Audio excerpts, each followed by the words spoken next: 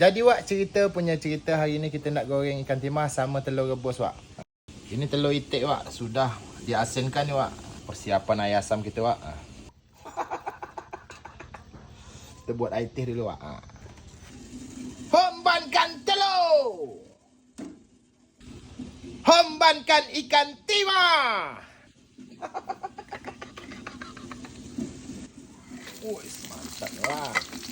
Lama dah Wak tak makan ikan timas goreng repak ni Wak. Saya suka aku ni Wak, ikan timas goreng repak ni. Aduh Wak, lupa pula Wak, air asam kita tak ada kuah. Hombankan kuah.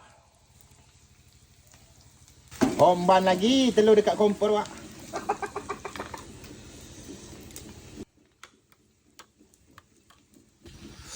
Dan di sini kita tengok ikan timas goreng kita sudah masak.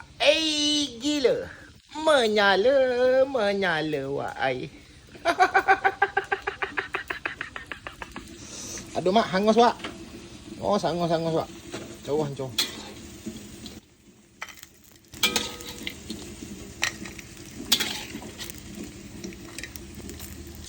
Lambat sangat Wak nunggu telur rebus. Perut dah lapar, makan aja dulu Wak.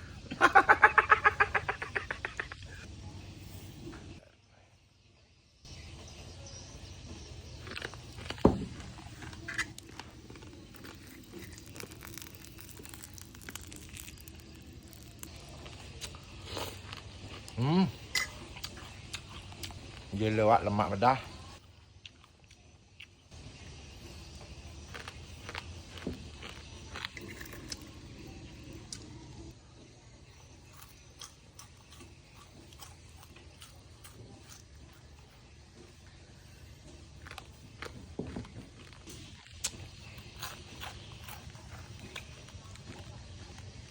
Ingat pula masa kecil dulu Wak, kalau pergi nebas dekat darat tu, ikan timas goreng lawan sagu, makan dalam semak Wak.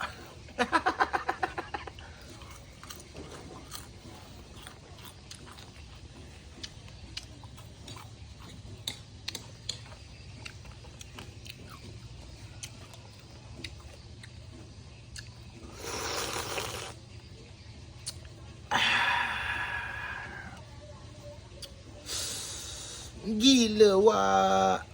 Menyala Wak ai.